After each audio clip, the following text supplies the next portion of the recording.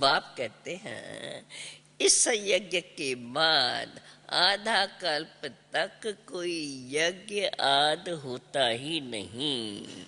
समझाया जाता है ये सब बातें। अब जज करो, राइट कौन?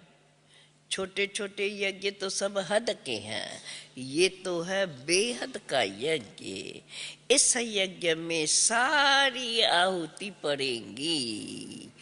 फिर आधा कल्प तक कोई यज्ञ नहीं रचा जाएगा। कोई मंदिर पूजा आदि के लिए नहीं होता। मंदिर तो बनते ही है भक्ति मार्ग में, तो ऊंच ते ऊंच शिव बाबा को सभी भगत याद करते हैं, परंतु पहचान न होने के कारण नेति नेति कह देते हैं। रचना और रचता का तो पारावार कोई पा ही नहीं सकते। फिर गाते हैं भगवान तुम्हारी गत मत न्यारी है। आप ही जानो, जरूर कोई चीज है तब तो कहते हैं ना, आप ही जानो। जरूर नाम रूप वाला होगा तभी तो कहते हैं हे भगवान आपकी गत मत न्यारी है। परंतु मनुष्य तो इसका अर्थ समझते ही नहीं है। बाप आकर समझाते हैं मेरी मत सबसे न्यारी है। कौन सी है मत? मैं तुमको शूद्र से ब्राह्मण बनाता हूँ और फिर ब्राह्मण से श्रेष्ठ देवता बनाता हूँ।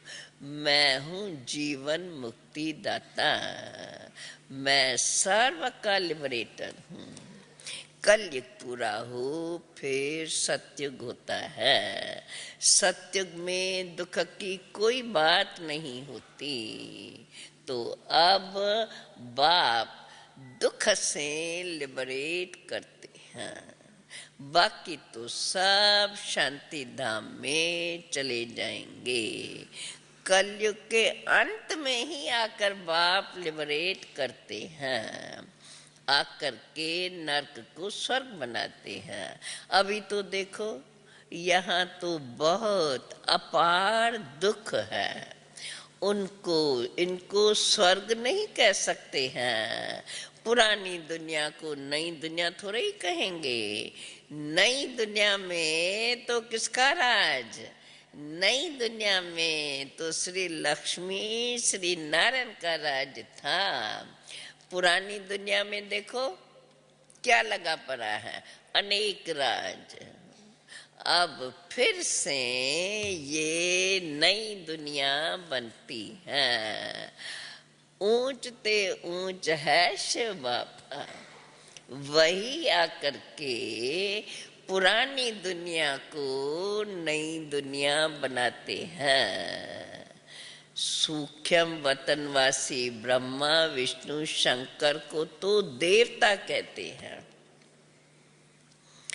ऐसे कहाँ भी लिखा हुआ नहीं है कि प्रजापिता ब्रह्मा सूक्ष्म वतनवासी है।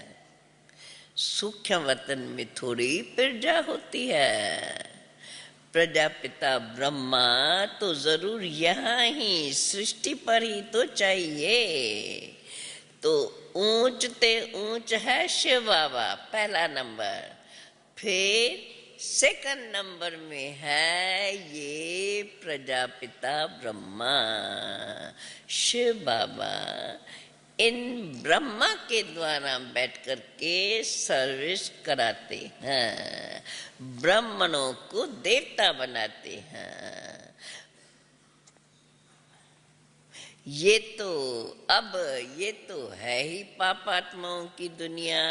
रावण राज है, जो कुछ करते हैं उनसे मनुष्यों को जो भी कर्म करते हैं, परंतु उनसे तो मनुष्यों का पाप ही होता रहता है। क्यों कुनों की लेन देन सारी भ्रष्टाचारियों से ही होती रहती है। भ्रष्टाचार शुरू होता है द्वापर से, फिर अंत में बाप आकर के महान श्रेष्ठाचारी बनाते हैं। कलाएं धीरे धीरे काम होती जाती हैं। टोटल कलाएं कम होने में 5,000 वर्ष लगते हैं। जो श्रेष्ठ ते श्रेष्ठ देवता थे वही फिर धीरे धीरे नीचे उतरते आते हैं। ये खेल ही ऐसा बना हुआ है। देखो बाप तुम्हें कितना अच्छे रेट से बैठ करके समझाते हैं। कोई बैठ करके ध्यान से सुने और समझे तो बड़ा अच्छे रेट समझ सकते हैं। बाबा कहते हैं तुम बच्चे तो कराची में भट्ठी में पड़े थे, समझने के लिए आते थे और भी पार्टीशन के बाद तो सब भाग गए और तुम बच्चे तो वहां ही रहे पड़े थे। इसलिए तुमको किसका भी और का संग नहीं था। सब औरों के संग से तुम दूर रहते थे।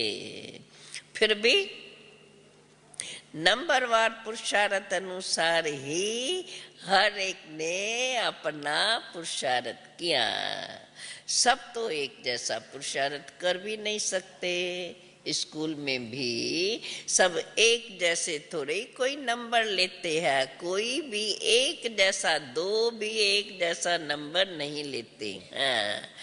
दो स्टूडेंट्स को 99 मार्क्स मिल नहीं सकते। क्यों? क्लास में एक दो के ऊपर थोड़े ही बैठेंगे। घोड़ों की भी रेस होती है, उसमें भी एक जैसे दो नहीं हो सकते। अब इस यज्ञ का नाम रखा है राजस्व अश्वमेध अश्वमेध ज्ञान यज्ञ। अश्व कहा जाता है घोड़े को, और तुम सब हो, हम सब कौन से घोड़े? रूहानी घोड़े। तुम्हारी हमारी दौड़ कहाँ तक है? कहाँ के लिए हम दौड़ रहे हैं? घर के तरफ तुम दौड़ रहे हैं। तो पहले हम बाप के पास पहुंचे। वहां तो वो जो दौड़ लगाते हैं, कभी साइकिलों की दौड़, कभी घोड़ों की रेस होती है। युद्ध की भी, आजकल तो युद्ध की भी रेस चलती है। तुम्हारी युद्ध की युद्ध भी है, रेस की रेस भी है। तुम्हारी है माया पर विजय पाने की युद्ध, और बाप को याद करने की ही रेस है। युद्ध है माया से और रेस है हमारी बाप को याद करने की। कोई ये नहीं कहा जाता, कोई को ये नहीं कहा जाता है कि गुरु नानक को याद करो या कोई और को याद करो। सर्व का सद्गति दाता तो एक के लिए ही गायन है। वास्तव में सर्व पर दया करने वाला भी एक है। वो सर्वदया है ना, एक मठ। तो बाबा कहते हैं वास्तव में सर्व पर दया करने वाला भी एक है। सर्व का सद्गति दाता पतित पावन एक ही है। वास्तव में सर्व पर दया और कोई कर ही नहीं सकता। अपने ऊपर नाम रखाया है ना सर्वोदया, है ना एक ऐसा मठ। सुखधाम में भी तो तुम्हें बाप ही ले जाते हैं। बाप से ही तुम्हें सुखधाम का वर्षा लेना चाहिए। आधा कल्प रावण ने श्राप दिया, अब बाप से वर्षा लो। ये तो अब ये दुनिया तो है ही पापात्माओं की दुनिया, देवताओं की है पुण्यात्माओं की दुनिया। पाप की दुनिया में अभी पुण्य तो होता ही नहीं है। जो भी कुछ करते हैं कोई न कोई उसमें पाप भरा हुआ ही रहता है। ये तो जब कोई शरीर छोड़ता है कहते हैं स्वर्गवासी हुआ। पुण्य तो कोई करता ही नहीं, स्वर्ग में कहाँ पहुंचेंगे। तो बाबा कहते हैं ये तो गपोरा मारते हैं कि फलाना स्वर्गवासी हुआ। अरे स्वर्ग तो है ही नहीं, फिर स्वर्ग में जन्म कैसे लेगा। अभी तो नर्क है। जो शरीर छोड़ता है वो उसको यहाँ ही आके जन्म लेना है, तो फिर स्वर्ग में कैसे पधारा। ये भी समझने वाला समझे। समझने के लिए कोई यहाँ बैठ नहीं जाना है। समझने के लिए भाई यहाँ ही बैठे रहे तभी उसको समझ में आएगा। पहले 7 दिन के लिए समझ ले, फिर जो भी बातें बाबा बताते रहते हैं कहाँ भी रह करके उसको सुनते जाएंगे, समझ में आ जाएंगी। भल विदेश में रहे परंतु 7 रोज बाबा के संग में जरूर रहना पड़े। क्यों गाया हुआ है, क्या गायन है, संग तारे कुसंग डुबोए। अगर तीर लग गया तो कहेगा और भी 7 रोज रहना है। 7 रोज रहे बाप के साथ और समझने का प्रयत्न करे। और अगर तीर लग गया तो कहेगा मैं और भी 7 रोज रहता हूँ। बाबा फिर परीक्षा भी लेते हैं कि पूरा पूरा निश्चय है, दिल लगती है, तीर लगता है कि बाप हमें पढ़ाते हैं। अरे बाप के पास तो रहना चाहिए ना। जब पक्का रंग लग जाए तब ही फिर विदेश में भी जा सकते हैं।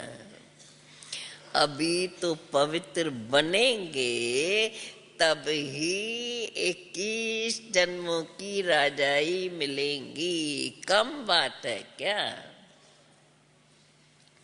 है क्या इसमें। बादशाही तुमको 21 जन्म के लिए मिलेंगी और पुरुषार्थ में अटेंशन क्या रखना है, 1 जन्म श्राप पवित्र बनना है। कोई बड़ी बात है क्या। बाबा तो तुम्हें बहुत युक्तियां सहज बताते रहते हैं। धीरे धीरे बाबा कहते हैं धीरे धीरे युक्ति से चलो। बाबा युक्तियां तो बहुत बताते रहते हैं। ऐसे चलो जो खिटपिट न हो, दोस्ती भी रहे और अपने आप को छुड़ाते भी रहो। बाप तो रांझू रमजबाज है, तो युक्तियां, रमज अर्थात युक्ति, तो युक्तियां तुम्हें बताते रहते हैं ऐसे ऐसे करो। ऐसे भी बहुत बच्चियां हैं जो भू भू करके पति को ले आती है। फिर वही पति जो पहले छुट्टी नहीं देते थे, जब वो भू भू करके उसको यहाँ तक ले आती है तो वही पति फिर स्त्री के चरणों पर पड़ते हैं कि बाबा इसने ही मुझे बचाया है। वे ब्राह्मण, नाम के ब्राह्मण तो हथियाला बनवाते हैं, किस लिए, और ही वो विकार में गिराते हैं। यहाँ तो ब्रह्मा और ब्राह्मण हथियाला बांधते हैं पवित्रता का। वो हथियाला जो पहले बांधा है विकार का कैंसिल कराते हैं। बच्चे तो कहते भी ऐसे हैं ना, बाबा हमको स्वर्ग में ले जाओ। तो बच्चे आते ही है बाप के पास स्वर्ग में जाने के लिए। तो फिर बाप भी उनको वैकुंठ का रास्ता बताते हैं, नॉलेज के द्वारा इतना ऊंच वर्षा देते हैं। बाबा कहते, बच्चे कहते हैं बाबा आप हमको स्वर्ग में ले जाते हो तो हम आपके क्यों नहीं मानेंगे। हम अभी ये खुशी से पवित्रता का कंगन मानते हैं। तो जो बच्चे इस नॉलेज को समझते हैं वे बाप का कहना मान करके और यह पवित्रता का कंगन बांध लेते हैं।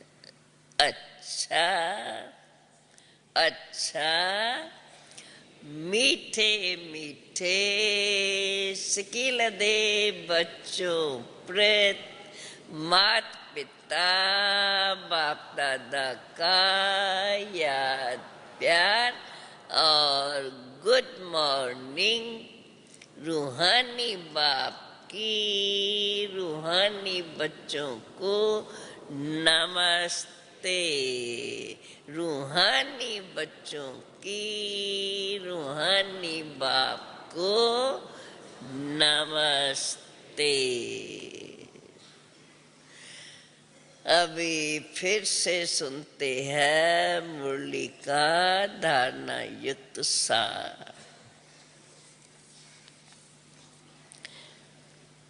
बाबा कहते हैं सार है पवित्र बनने की युक्ति आपे ही रचनी है। तो मुरली का सार क्या हुआ?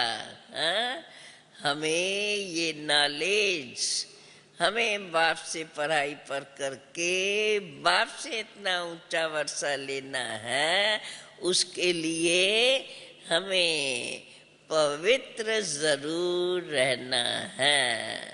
फिर जो युक्तियां बाबा बताते हैं उन्हीं में से आपे ही युक्ति से चलना है। 21 जन्मों की राजाई के लिए पवित्रता की प्रतिज्ञा करनी है।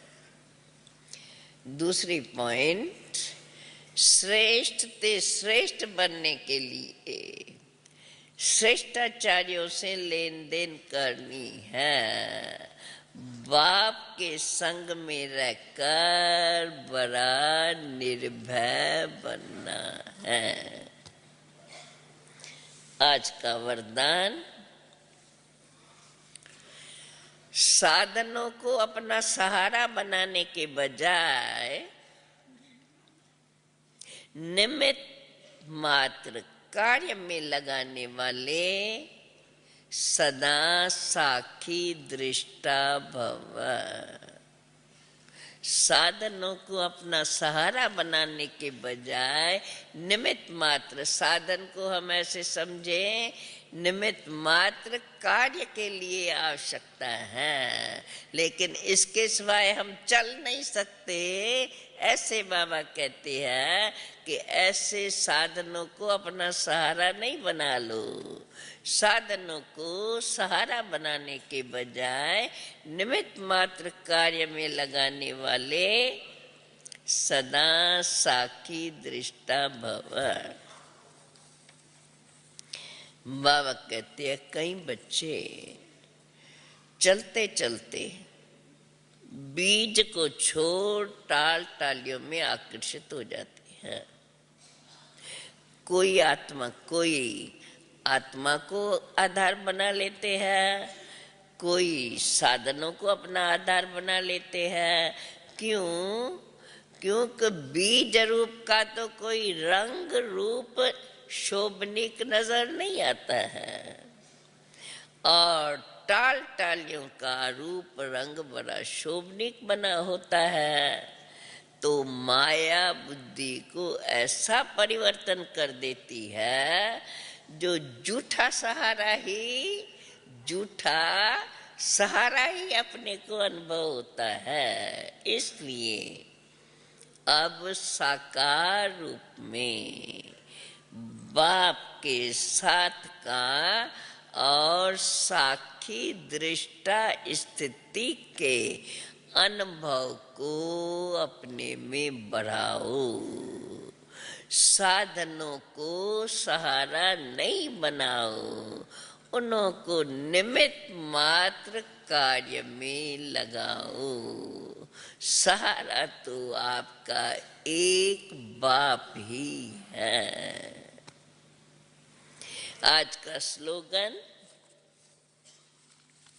रूहानी शान में रहो तो अभिमान की फीलिंग नहीं आएंगी। रूहानी शान में रहो तो अभिमान की फीलिंग नहीं आएंगी। ओम शांति शांति शांति।